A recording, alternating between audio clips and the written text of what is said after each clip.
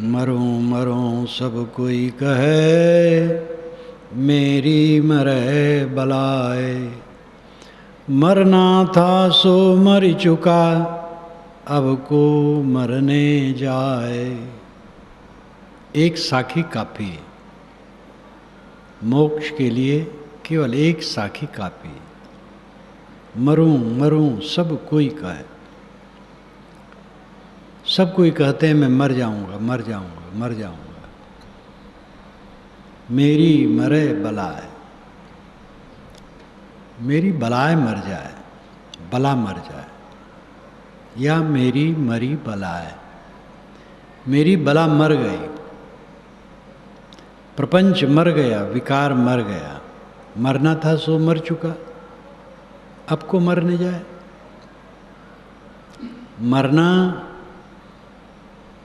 जिस स्वर में सद्गुरु यहाँ कह रहे हैं उसका अर्थ है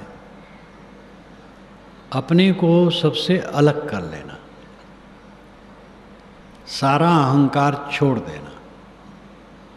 अहंकार शत्रु है, अहंकार विनाशक है। अहंकार से सारा दुख पैदा होता है। अहंकार मर गया, ममकार मर गया, अब मरने का क्या बह रहा।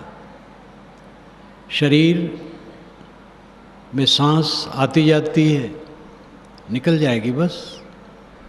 मेरा मरना इससे नहीं होता है। हमारे चारों तरफ जो कुछ फैला है वो हमारा नहीं, शरीर हमारा नहीं। ये सब क्षणिक होने से झूठ है। सद्गुरु ने कहा झूठ झूठा कह डारो मिथ्या यह संसार, ते कारण मैं कहता हूँ जाते हुए उबार। शरीर, शरीर संबंधी प्राणी पदार्थ झूठे हैं।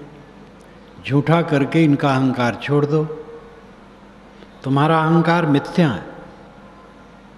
मैं इसलिए कहता हूँ जिससे तुम्हारा उद्धार हो जाए। झूठ और मिथ्या ये दो शब्दों का प्रयोग साहब करते हैं। मुझे एक पुराना स्मरण हुआ, शायद 1960 के पहले की घटना है। बड़हरा आश्रम में जो देखें वो जानते हैं, पूरब, उत्तर और पश्चिम बरामदा नुमा है लेकिन घेरा है। पश्चिम तरफ जमीन में आसन लगाकर पैरा पर डेस्क रख करके मैं लालटेन जला के लिख रहा था। शायद विवेक प्रकाश टीका का संपादन चल रहा था। एक अफसर आए, थोड़ी रात हुई थी, गुरुजी से मिले, फिर मेरे पास आए। दीवार के आड़ से ही थोड़ा झांके। मैंने कहा आइए बैठिए। मैंने कहा ये सब झूठ है। तो एक मेरे बड़े गुरु भाई वहाँ खड़े थे, उनको थोड़ी सी चिढ़ हुई, बोले नहीं, संयत थे। अफसर से बातचीत हो गई, वो चले गए उधर। मैंने उनको बैठाया, अपने बड़े गुरु भाई को। मैंने कहा आपके चेहरे से मुझे लगा था मेरी वाणी से आपको चिढ़ हुई थी।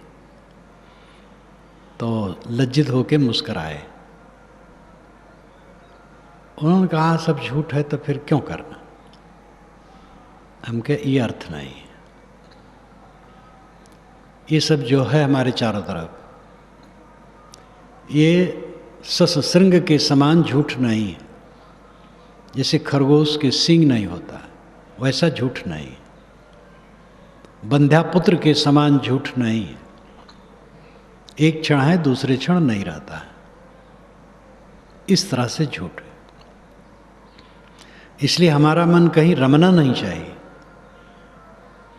वे बेचारे नम्र हो गए। नहीं समझने से ऐसा होता है। वो तो हमारे बड़े थे। मर्यादा में छोटे लोग चिढ़ सकते हैं, वो कोई बुरी बात नहीं। समझ जाने से ठीक हो जाता। गलत होता है मन का मैल। मैल नहीं है तो ये आ जाता है। झूठ के विषय मुझे याद आया। हम यहाँ बैठे हैं, ये सभागार है, आश्रम है, पेड़ पौधे हैं, झूठ है। दूसरे क्षण वो दृश्य नहीं रहता है। अभी सभा उठ जाएगी, सभा झूठ हो जाएगी। जब हम नींद में जाएंगे सब पूरा झूठ हो जाएगा, अपनी देह का स्मरण नहीं रहेगा, सब झूठ हो जाएगा। कुछ दिन में मजबूत वस्तुएं भी जो दिखती हैं मिट्टी में मिल जाएंगी, झूठ हो जाएगी।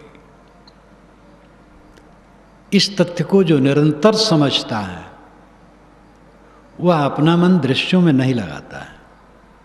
जो सत्य है, पहले था, आज है, आगे रहेगा, जो मुझसे अभिन्न है, जो मुझसे कभी अलग नहीं हो सकता है, वह मेरा अपना स्वरूप है, आत्मा है। उसी में मन बराबर लगाना, बाहर न लगाना, ये मोक्ष का रास्ता है। जीवन में गहरी शांति मोक्ष है। मोक्ष काल्पनिक नहीं है। चित्त जितना वस्तुओं में रमेगा, आत्मा से हटेगा। आत्मा में रमेगा तो बाहर नहीं रमेगा, बाहर का व्यवहार किया जाएगा। व्यवहार करनी है, जपनी नहीं है। जपनी निज आत्मा है, निस्वरूप जपनी है, स्मरण करने योग्य, मन रमाने योग्य आत्मा है। एक क्षण के लिए आत्मा से अपने मन को बाहर लगाओ, क्लेश है। लगाने का मतलब उसमें मोह करना, बैर करना। ये चित्त की दो प्रक्रिया होती है, मोह और बैर, राग और द्वेष। अपने आप में पूर्ण जागृत व्यक्ति कहीं नहीं रमता बाहर, आत्मा में रमता, अपने आप में रमता है। जब बला मर गई, मोह मर गया, आसक्ति मर गई, तब क्या मरना रहा? मरने के पहले मर लिया। मन मुआ माया मोये, संशय मुआ शरीर, अविनाशी जो ना मरे तो क्यों मरे कबीर। साहब कहते हैं मन मर जाए, माया मर जाए, संशय मर जाए, अंत में शरीर मर जाए। शरीर तो स्वाभाविक मरेगा। शरीर को प्रकृति निरंतर परिवर्तित करती है, लेकिन हमारे मन को हमें परिवर्तित करना पड़ेगा। हमारे मन को प्रकृति नहीं परिवर्तित करती है। ये अगर परिवर्तित करती है तो संसार रूप में ही करती है। संसार की वस्तुओं को देख करके मन हमारा बदलता है,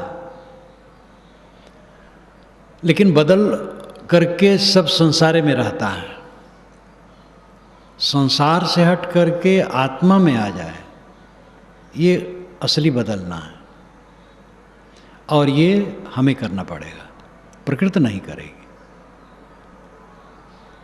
मन मर जाए, माया मर जाए, संशय मर जाए।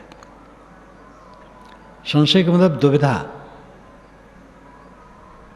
केवल एक काम करना है, सबकी आसक्ति छोड़ करके आत्मस्थित, केवल एक काम।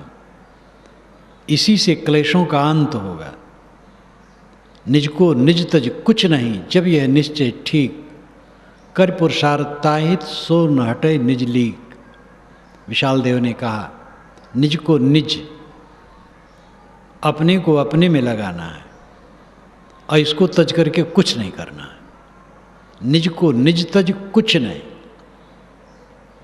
निज को निज में लगाना है, आत्मा को आत्मा में लगाना है और इसको छोड़ करके कुछ नहीं करना है। जब यह निश्चय ठीक, जब ये ठीक निश्चय हो जाता है, कर पुरुषार्थ ताहित, तब इसके लिए वो परिश्रम करता है। पुरुषार्थ का अर्थ होता है पुरुष का प्रयोजन।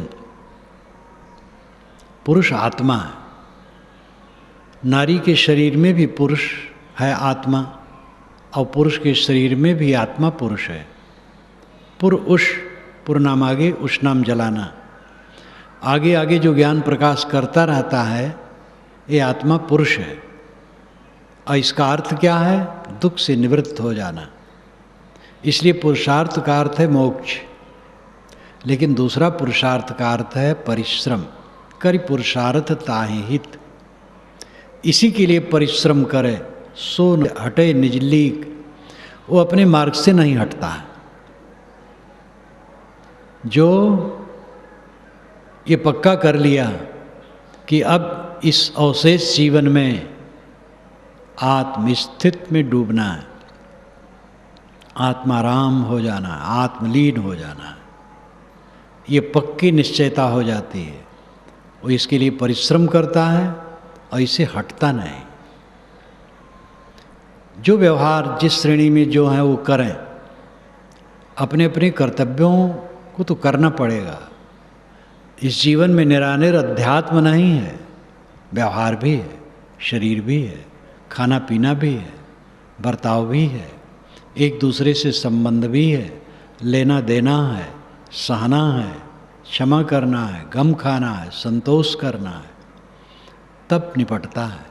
परिवार में, समाज में, चार लोगों के बीच में कोई सहेगा नहीं, क्षमा नहीं करेगा, गम नहीं खाएगा, समता नहीं करेगा, वो नहीं रह सकता है। इसलिए ये व्यवहार इतने प्रबल हैं कि इनको करना पड़ेगा। लेकिन जो इन्हीं में डूब गया वो गया। इनको स्वप्नवत समझे, पानी की बुलबुली की तरह, मृग मरीचिका की तरह, सब आभास मात्र, भ्रम मात्र, बनने बिगड़ने वाले, न रहने वाले, अगले क्षण लुप्त हो जाने वाले हैं। ऐसा बलवान विवेक जिसका रहेगा उसी का बेड़ा पार होगा। नहीं तो ये चित्त ऐसा है भयंकर रोग, ज्ञानियों को भटका देता है। बहुत जानते हैं, जानने से क्या होगा? जब तक दृढ़ वैराग्य नहीं होगा, अनासक्ति नहीं होगी, मोक्ष की तीव्र इच्छा नहीं होगी, उसके लिए परिश्रम नहीं होगा, श्रद्धा नहीं होगी, समर्पण नहीं होगा, तब तक ये दशा नहीं आएगी।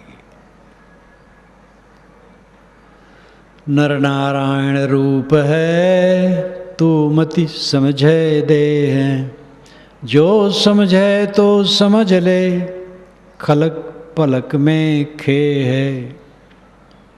सद्गुरु कहते हैं नर नारायण रूप है। नारायण कहीं अलग मिलेगा? नर को छोड़ करके कहीं नारायण मिलता है? नर नारायण रूप है।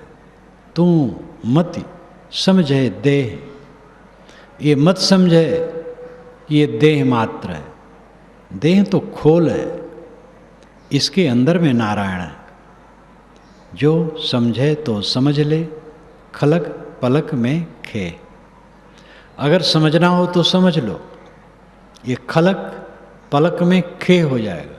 खलक नाम संसार, पलक आँख झपते ही, खे नाम धूल। थोड़े समय में सब धूल धूल। आज जो कुछ दिखाई देता है 1000 वर्ष के बाद सब धूल, 500 वर्ष के बाद सब धूल, 100 वर्ष के बाद अधिकतम वस्तुएं धूल। कुछ पक्के मकान कुछ दिन रह जाते हैं, सब का सब धूल। चारों तरफ धूल, गर्दा गुब्बार केवल है। इस दृष्टि को समझना चाहिए। एक बार मैं कार्यक्रम से जब आया, अभी 2-3 वर्ष हुए, और आ रहा था, यहाँ से गाड़ी गई स्टेशन और बैठा अपने आश्रम से भी, प्रीतम नगर वाले आश्रम से, और आया चौराहे पर, तो वहाँ का दृश्य बदल गया था। वहाँ कूड़ा बहुत रहता था, सब कूड़ा साफ।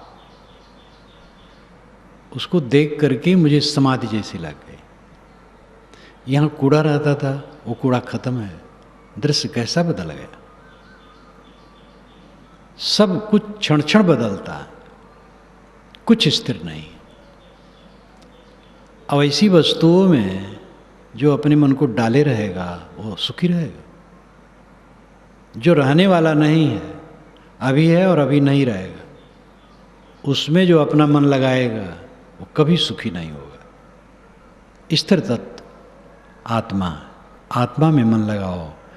साधक को चाहिए बारंबार अपने मन को घेर घेर करके आत्मा में लगावे, व्यर्थ की बातों का चिंतन न करे, बीती हुई घटनाओं का चिंतन न करे, आगे की कल्पनाएं न करे, किंतु बारंबार अपने मन को अपने आत्मा में लगाए।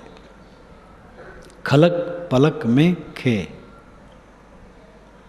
अहिरन की चोरी करे, करे सुई का दान, ऊंचा चढ़ कर देखता केतिक दूर विमान। अहिरन जिस पर गढ़ा जाता है, निहाई, लोहार की निहाई बहुत वजनदार होती है, उसको अहिरन कहते हैं। कूटस्थ दार्शनिक भाषा में कहते हैं, कोई उसकी चोरी कर ले, कई किलो वजनदार होता है, और करे सुई का दान, एक सुई का दान कर दे। ऊंचा चढ़ कर देखता केतिक दूर विमान, ऊपर धौरारे पर चढ़ करके देखता है कि स्वर्ग से मेरे लिए विमान आता होगा स्वर्ग ले जाने के लिए, क्योंकि मैंने सुई का दान किया। ये व्यंग है।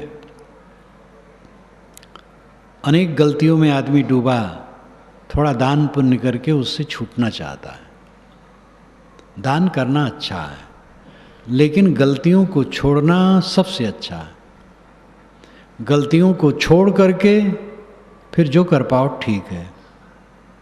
आँख न देखे बावरा, शब्द सुने नहीं कान, सिर के केस उज्ज्वल भय, अब हूँ निपट अजान।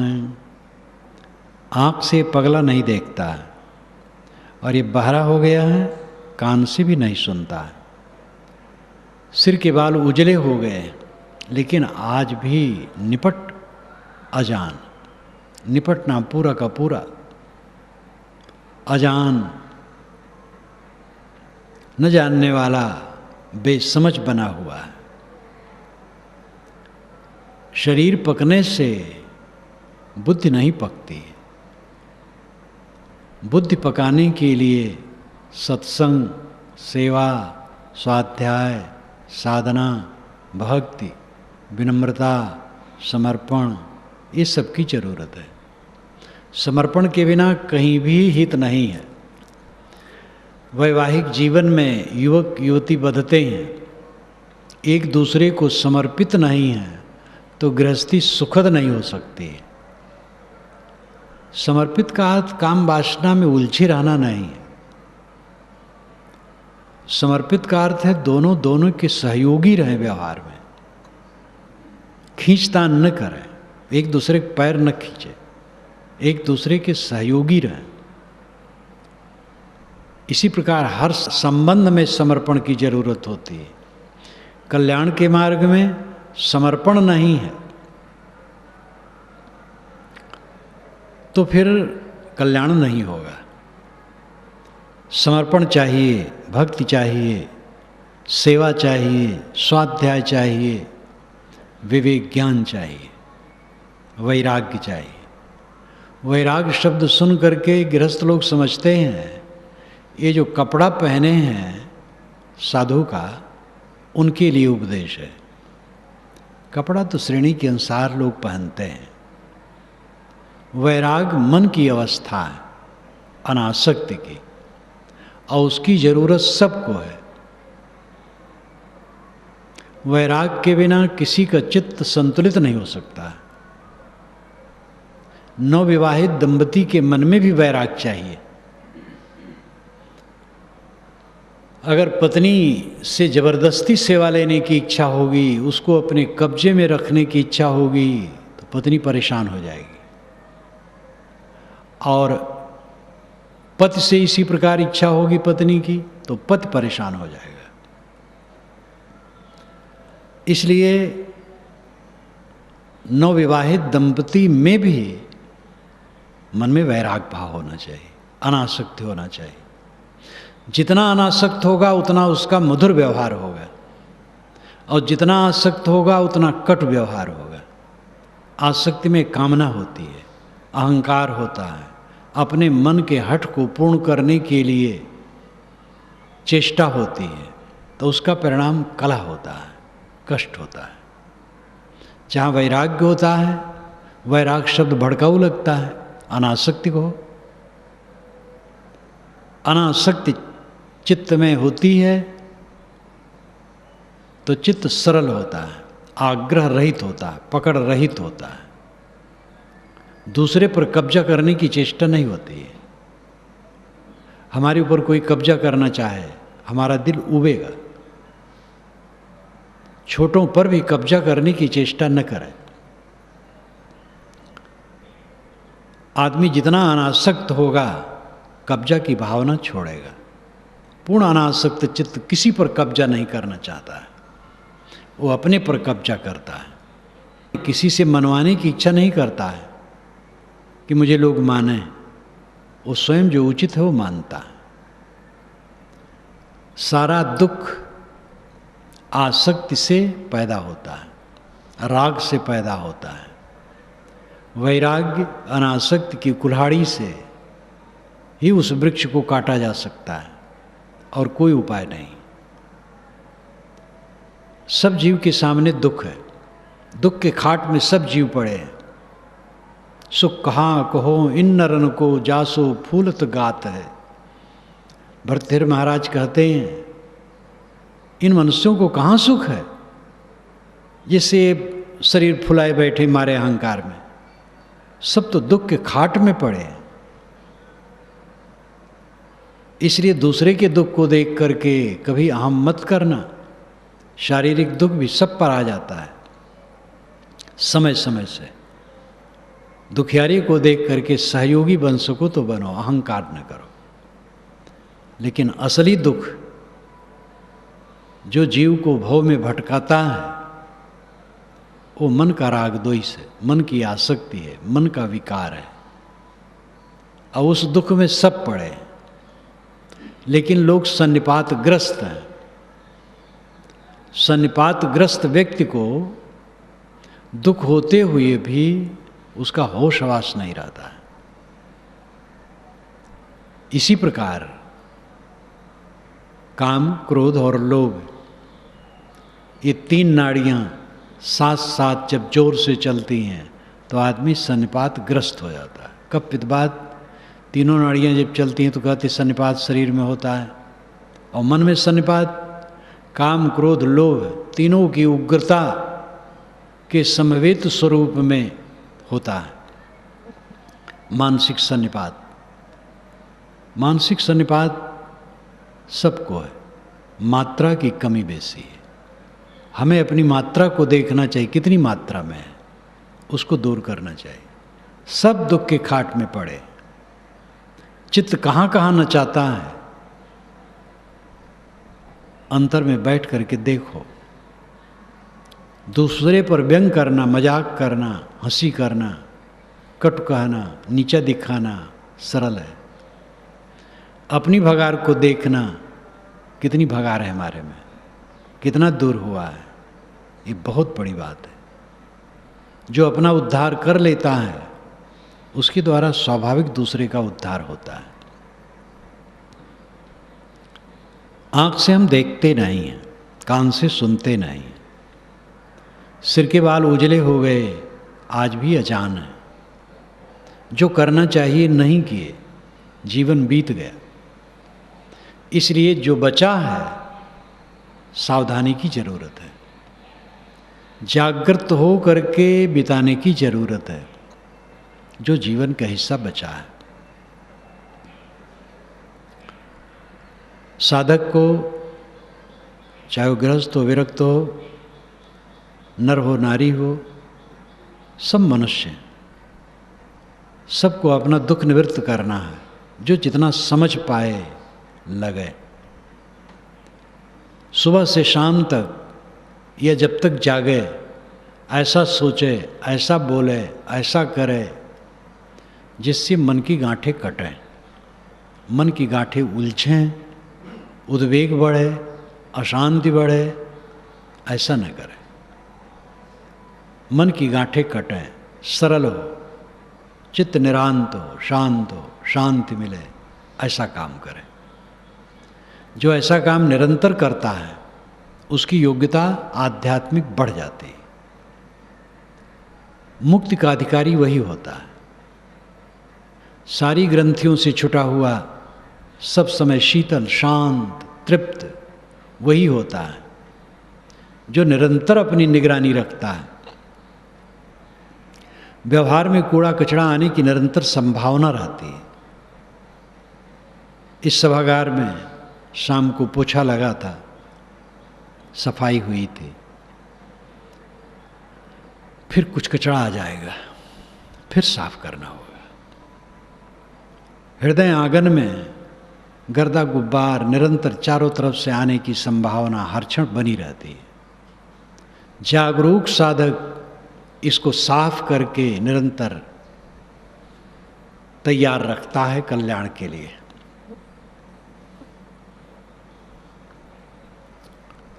जो अपने चित्त के मल को दूर नहीं करता है वो धोखे में है। हमारा चित्त मल ही हमें काटता है, दूसरे का चित्त मल हमें नहीं काट पाएगा। दूसरे का चित्त मल होगा, ज़्यादा उबल जाएगा, हमें कट कह सकता है, हमारे साथ अशिष्ट व्यवहार कर सकता है, लेकिन उसको अपने चित्त पर हम न लें तो हमारा नुकसान नहीं होगा, उसका नुकसान होगा। हमारा नुकसान तो हमारा चित्त मल करता है। हमारा मन निर्मल है तो हम हर समय सुखी हैं। इसलिए अपने पर ध्यान देने की हमें ज़रूरत है। जो अपने आप का उद्धार कर लेता है उसके द्वारा सहज स्वाभाविक दूसरे का उद्धार होता है। जो समझ पाते हैं, समझना भी सरल नहीं है। ये मन इतना जंगल है घोर कि इसमें सब भटक भटक करके मरते हैं। अच्छे अच्छे लोग प्रमादवश बह जाते हैं। इसलिए जागरूक हो करके इस जीवन को बिताने की जरूरत है। साहब ने व्यंग किया, आँख न देखे बावरा, शब्द सुने नहीं कान, सिर के केस उज्जल भय, अब हूँ निपट अजान। जितना अवशेष जीवन है, चित्त की निर्मलता की साधना करें। जब तक जागते रहें, कोई व्यवहार करते रहें, कहीं घूमते फिरते बैठे उठे लेटे रहें, सदैव निगरानी रखें कि हमारे मन में क्या उठ रहा है, कैसे विचार आ रहे हैं, मैल तो नहीं आ रहा। सदैव मैल को धोए, निर्मल बने, यही जीवन की सफलता का रास्ता है।